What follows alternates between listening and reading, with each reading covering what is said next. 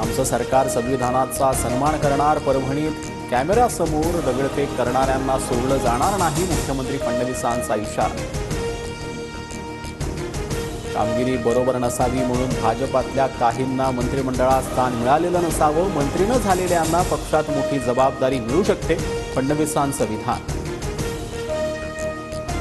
EVM म्हणजे every vote for Maharashtra. ईव्हीएमच्या मुद्द्यावर विरोधकांकडून होणाऱ्या आरोपांना फडणवीसांचं उत्तर, तर विरोधकांकडून अपप्रचार सुरू असल्याचाही पलटवार.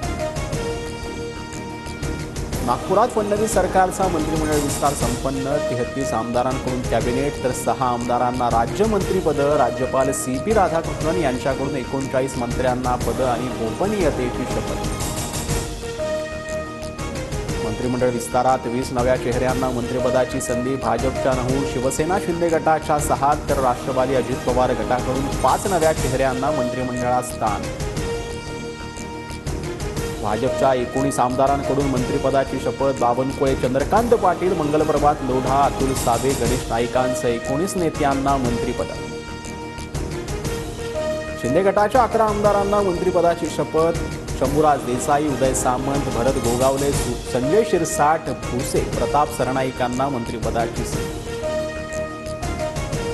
अजित पवार गटातील 9 आमदारांना मंत्रिपद. हसन मुश्रीफ, आदिती तटकरे, धनंजय मुंडे, बाबासाहेब पाटील, दत्तात्रय भरणे, नरहरी झिरवाळ आणि मकरंद पाटलांना मंत्रिपदाची संधी.